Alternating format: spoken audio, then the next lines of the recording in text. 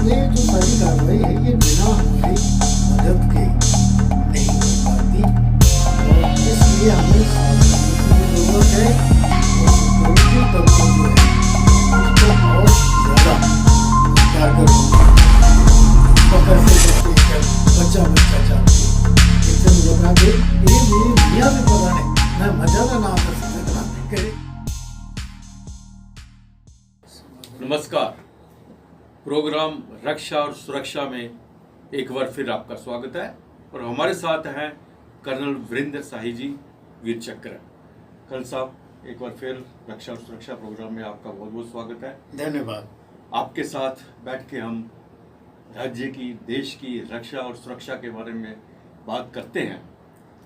पिछली बार भी हमने बात की थी इस पे, इस बार फिर उस बात की अभी ख़त्म भी नहीं हुई कि फिर एक बार कश्मीर के अंदर फिर उसी तरह से उसी बात को दोहराया गया।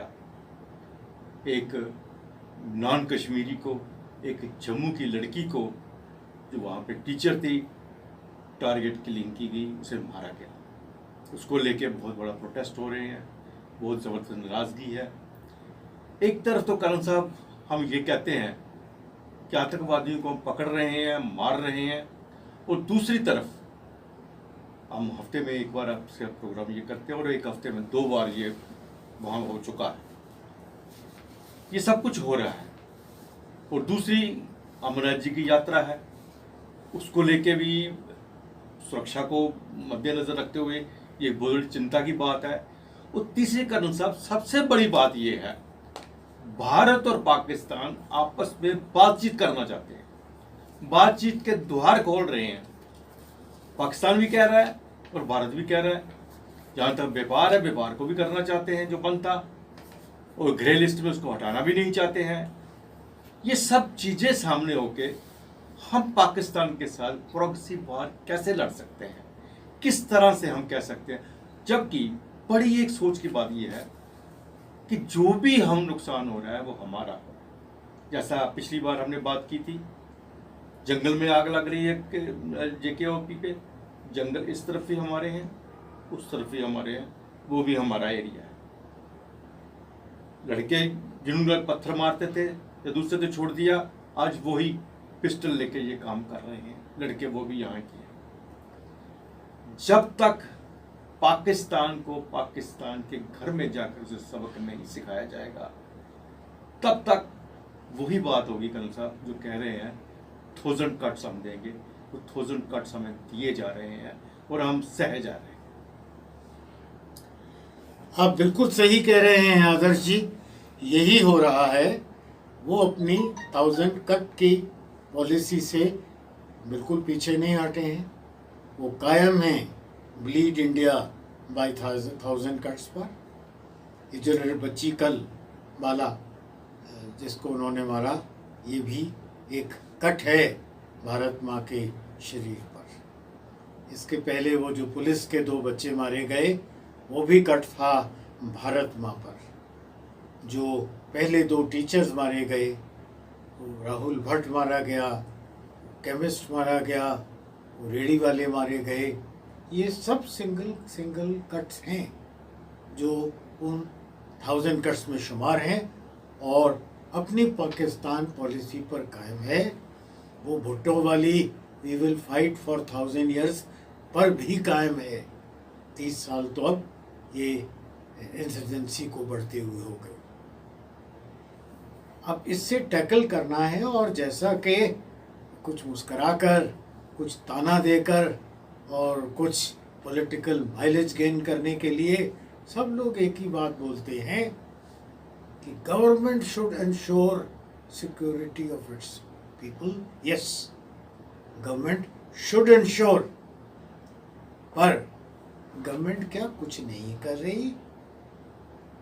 किस हद तक दहशतगर्द भी हर हफ्ते 2-3 कभी ज़्यादा मारे जा रहे हैं, पर यह सिलसिला फिर भी कायम है, क्योंकि इसकी पेमेंट, इसका इंसेंटिव, इसकी प्लानिंग, इसकी डायरेक्शंस सरहद के पार पाकिस्तान से हो रही है, ISI से हो रही है, और सिक्योरिटी इनपुट्स हैं कि वहाँ से डायरेक्शंस आते हैं कि कब किस इलाके में उनको एक सेलेक्टिव किलिंग करनी चाहिए। ऐसे हालात में मैं समझता हूँ कि सिर्फ एंश्योर के नारे लगाकर भी बात नहीं बनेगी, सरकार को घेरने से भी बात नहीं बनेगी।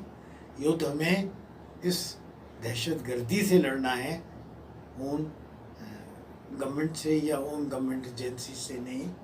इसके लिए मैंने कुछ एज ए डिफेंस एनालिस्ट सोच विचार किया और मैं समझता हूँ अब वक्त आ गया है कि हमें तकल्लुफ़ छोड़कर और हर तरह की चिंताएं पीछे रखकर टोटल कंसंट्रेटेड वे में दुतरफा अटैक करना चाहिए दहशतगर्दी पर। एक, हर बार हम कहते हैं बड़ी शाबाशी है आपने टनल पकड़ लिया जी। हम ये नहीं कहते कि टनल बना जिनकी नाक के नीचे उनको आपने क्या किया। जिसने देख लिया उसको तो शाबाश, और जिसने उसको 1 महीने बनते हुए नहीं देखा उस पर आपने क्या कार्रवाई की। इसी तरह वो बेचारी टीवी आर्टिस्ट जी। उसको मार दिया हमने जी, उसको मारने वालों को मार दिया, वाह वाह वाह, बहुत शाबाशी। उस पुलिस स्टेशन के एसएचओ क्या कर रहे थे? जिन लड़कों ने मारा उनके पास ये रात को ही तो पिस्टल नहीं आ गया होगा, ये हथियार उन तक पहुंचे होंगे, उन्होंने उन हथियारों की ट्रेनिंग की होगी, उन्होंने ये कहीं बैठकर 4 लोग या 6 लोग जो उसमें मुतला थे, इन लोगों ने प्लानिंग की होगी। ये फिर कोई ट्रांसपोर्ट लेकर मोटरसाइकिल वहाँ तक पहुँचे होंगे। क्या इन सब चीज़ों की सूचनाएं उन एसएचओ के पास नहीं थी? अगर नहीं थी तो मेरा ख्याल वो वहाँ के एसएचओ होने के काबिल नहीं थे। क्या एक्शन लिया हमने? और ये जो मैं बात कह रहा हूँ सिर्फ एक किलिंग और एक किलिंग के रिएक्शन पर नहीं कह रहा हूँ। राहुल भट्ट को दफ्तर में आकर मार गए, कहाँ था दफ्तर में? क्या कोई गार्ड नहीं होता, चौकीदार नहीं होता? और वो आ भी गया और मार भी गया और चले भी गए। अरे उसको छप्पा ही डाल देते 4 लोग, किधर जाता है तुम भाग कर? नहीं, सब देखते रहे कि हो गया क्लियर, हो गया। इसी तरह से सरे बाजार में एक सिपाही और उसकी बच्ची को जख्मी करते हैं, क्या पूरे बाजार में उसको किसी ने नहीं पहचाना? क्यों उस बाजार से कोई उठकर सामने गवाह नहीं आया कि फलाने का लड़का था, फलाना था जिसने ये काम किया?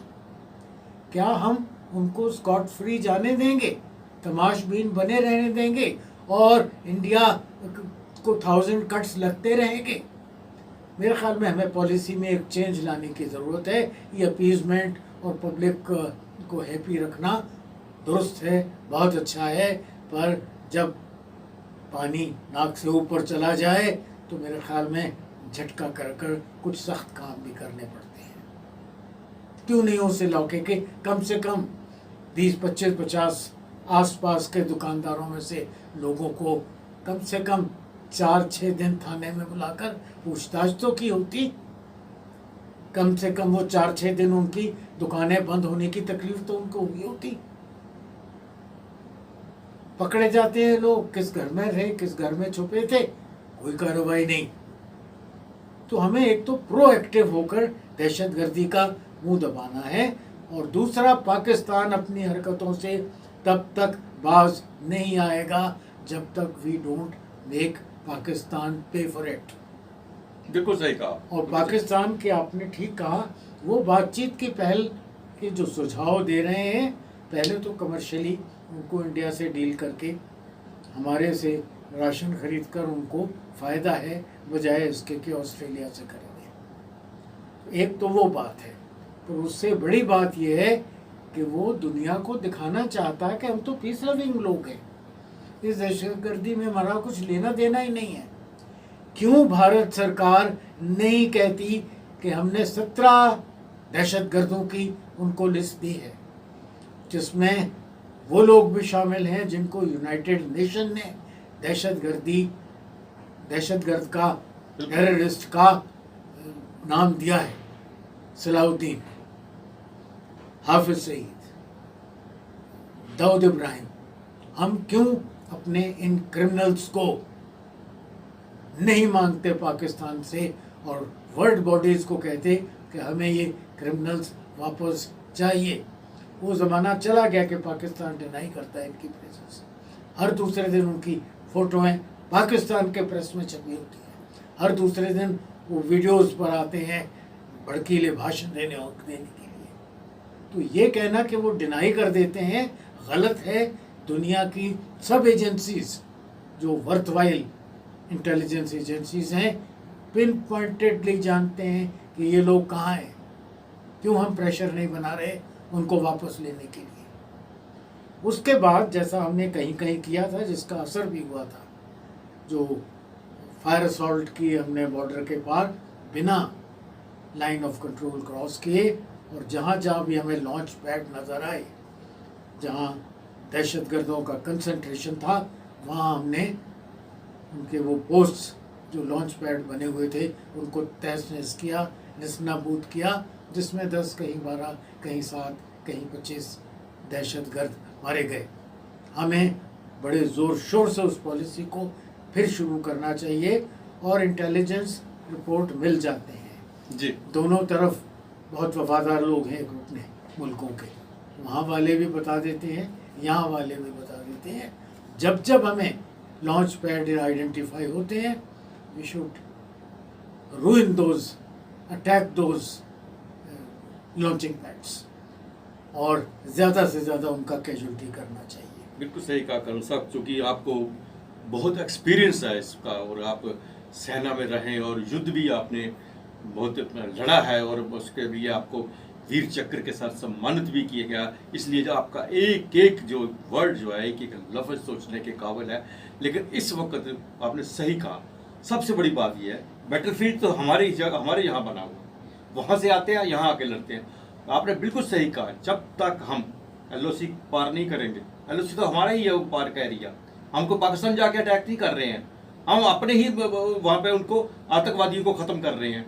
जब तक उनको कट्स नहीं लगेंगे, जब तक वहाँ से ब्लीडिंग नहीं होगी, तब तक ये सिलसिला चलता रहेगा। अब कर्नल साहब हालात ये बन गए हैं कि जम्मू कश्मीर के अंदर 2 साल के बाद अमरनाथ जी की यात्रा शुरू होने जा रही है। बड़ा उत्साह दिखाई दे रहा है, लेकिन कल के बाद अभी 6 तारीख को माता खीर भवानी की यात्रा यहाँ से शुरू हो रही है। उसके लिए भी उस पर ऊपर एक असर पड़ा है इसका। यहाँ पे बहुत से गुट हैं जो माता खीर भवानी की यात्रा के लिए सब सेवा करते हैं। उनमें से एक ने तो कह दिया कि हम कैंसिल कर रहे हैं, माता खीर भवानी की इस यात्रा को कैंसिल कर रहे हैं। कितने उत्साह के साथ लोग देख रहे हैं, कश्मीरी पंडितों में कितना उत्साह था कि 2 साल के बाद हमें एक मौका मिला है माँ के दर्शन करने के लिए। और इस बीच में बिल्कुल हालात भी ऐसे रहे कि वहाँ पे आम लोगों को मारा नहीं गया, तंग नहीं किया गया स्वाय सेलेक्टिव के लिए। अब उसी को लेके डर पैदा हुआ है। और सबसे बड़ी बात यह है कर्नल साहब, मैं खुद देख कर आया हूँ कश्मीर के अंदर, कश्मीरियों ने पैसा कमाया है इन 4-6 महीने में, बहुत पैसा कमा लिया। सही कह रहे हैं, बहुत पैसा कमा रहे लिया है। इतना टूरिस्ट कभी नहीं गया जितना इतना इस बार गया है। और आप यकीन नहीं करेंगे, आज भी बड़े बड़े होटल्स जो है वहाँ पे लाख रुपए का कमरा नहीं मिल रहा वहाँ पे, और छोटे छोटे होटल जो है 10-10 हज़ार से कम कमरे में नहीं मिल रहे। अब इन्होंने जो पैसा कमा के रखा है वो खाने के लिए है, और उनकी आदत नहीं बदली। वो आज भी इसके लिए तैयार है कि पैसा तो हमारे पास आ गया है, तो अब फिर यात्रा जब होगी फिर वही पंगे हम करेंगे। आदर्श जी, एक रुख ये है, और दूसरा भी रुख मैं साफ करना चाहता हूँ, जो कि हायर पॉलिटिकल लेवल पर हमें दुनिया को ये छुपाने की ज़रूरत नहीं है कि दहशतगर्दी पर पूरा कंट्रोल हो गया। ये जो 1000 कट्स हैं ये वैसे भी छुप नहीं रहे हैं। हम क्यों नहीं बताते कि पाकिस्तान सरेआम प्रोटेक्शन दे रहा है दहशतगर्दों को? हम क्यों उनकी लिस्ट अपनी सब एम्बेसीज के थ्रू दुनिया के हर बड़े ममालिक, हर छोटे ममालिक तक पहुंचाते कि ये दहशतगर्द हैं जो पाकिस्तान में छुपे हुए हैं? उसके बावजूद पाकिस्तान FATF की ग्रे लिस्ट में क्यों है? क्यों नहीं उसको ब्लैक लिस्ट में डाला जाता? क्यों उसको इंटरनेशनल मॉनेटरी फंड के सैंक्शंस हो जाएं और कोई भी इमदाद देनी बंद हो जाए? क्यों भी वो ट्रांजैक्शंस जो गल्फ कंट्रीज से पाकिस्तान को इन्हीं 1000 कट्स देने के लिए पैसा मिल रहा है कि कश्मीर में इस्लाम खतरे है के झूठे एक नारे के पीछे, क्यों ना उन सब पर हम रोक लगाएं? क्यों ना हम उन कंट्रीज से बात करें जो इनको फंडिंग दे रहे हैं कि आप किस लिए फंडिंग दे रहे हो? खून खराबे के लिए? आखिर हो क्या रहा है? 2 सिपाही मरे, वो भी मुस्लिम थे। 6 लड़के जिन्होंने उनको मारा वो भी मुस्लिम थे। क्या आप इस्लामिक वर्ल्ड का भला कर रहे हो? नहीं तो बंद करो इस पाकिस्तान के ढकोसले को कि वो इस्लाम का रखवाला है। कश्मीर में इस्लाम जिंदा है। हिंदुस्तान में 20 करोड़ मुसलमान बहुत हैं। इतनी तो पाकिस्तान की पूरी पॉपुलेशन है। बिल्कुल बिल्कुल उतने ही हमारे पास हैं। हम अपनी हिंदू, मुस्लिम, सिख, ईसाई और भी कोई बाहर से आई ईरानी और जितनी कौमें हैं, जितने धर्म हैं, उनकी देखभाल करने के काबिल हैं। हम उनका लुक आफ्टर कर सकते हैं। कोई जेनोसाइड यहाँ नहीं हुआ। अगर हुआ तो कश्मीर में हुआ और कश्मीरी पंडितों का हुआ, वो जेनोसाइड था। ऐसा कोई जेनोसाइड हिंदुस्तान में नहीं हो रहा। FATF में हमें इसको ब्लैक लिस्ट में ले जाने की एक मुहिम पूरी दुनिया में बड़े ज़ोर शोर से चलानी चाहिए। पाकिस्तान के अगेंस्ट सैंक्शंस की मुहिम हमें चलानी चाहिए, जिसके लिए हमारे सेक्रेटेरिएट के एयर कंडीशन में बैठे हुए बाबू, हमारी मिनिस्ट्री ऑफ एक्सटर्नल अफेयर्स, हमारे जितने भी एम्बेसीज हैं, इन सबको एक्टिव होना पड़ेगा। जी। मैं आदर करता हूं अपने मिनिस्टर ऑफ एक्सटर्नल अफेयर्स का। काबिल आदमी हैं, बड़ा अच्छा बोलते हैं, भारत का पक्ष विदेशों में बड़ी मजबूती से रखते हैं, पर सिर्फ उतना ही काफ़ी नहीं है। जी। अभी हमें डाउन टू चैनल हर एम्बेसी को एक्टिवेट होना ज़रूरी है। बिल्कुल सही कहा कर्नल साहब। बाकी रही पॉलिटिकल पार्टीज की बात, उनकी जो रोजी रोटी चलती है, उनको तो हर मौके पे अपनी पॉलिटिक्स चलानी है और उनको यही दिखाना है कि हम उनके साथ हैं। अंदर से वो उनके साथ होते नहीं है, वो तो समय के साथ है। जैसा समय आया वैसे ही करवट लेंगे। कर्नल साहब, आप हमारे स्टूडियो में आए, आपका बहुत बहुत धन्यवाद। अगले हफ्ते फिर आपसे भेंट होगी रक्षा और सुरक्षा को लेकर। तब तक इजाज़त दीजिए। नमस्कार। ये जो सारी कार्रवाई है ये बिना हमारी मदद के नहीं हो पाती और इसलिए हमें